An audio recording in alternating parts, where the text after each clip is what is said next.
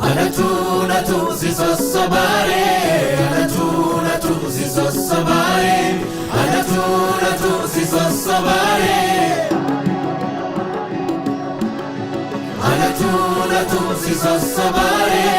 Anatu si sossobare, Anatu si sossobare. Simboda fe bareeda kunda chalchise Anatu maqaa kee waame leellise Simboonni foolisii dhiisa kumbii jaala Alaabaa bareedinaa kottaa laala Bareedduu jannaanii ustee urjiilooti Dursitee nattaasa'uuf barni boonti Bareedduu jannaanii ustee urjiilooti Dursitee nattaasa'uuf barni boonti Sharraako hamaan narraa marmaaree Bonni kee didee Sumatte jaale Dalarraa goreensa gaale laale Anatu si sossobare Anatu si sossobare Anatu si sossobare Anatu si sossobare Anatu si sossobare Anatu si sossobare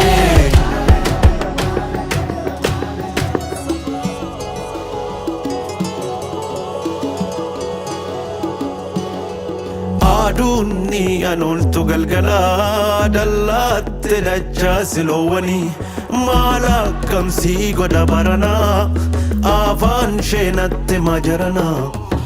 akkuma taatun wallaalee alaafaa malakee daawwadhe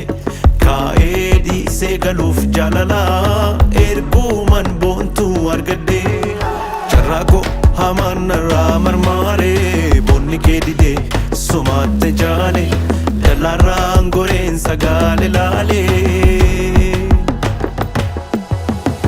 Anatu si sossobare Anatu si sossobare Anatu si sossobare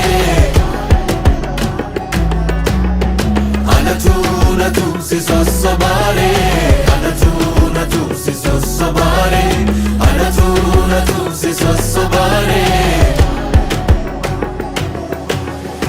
Adida babura muranii karaan dirre daawwaawwaadha nama naatadisini jedhanii waa'ee kee hunda dhaga'eera kennaa miidhagina simboo rabbii si badhaasee uumeera bareedduu gurraatti simbirroo jaalala keef jechanii kufeera Anatu si sossobare Anatu si sossobare Anatu si sossobare Anatu si sossobare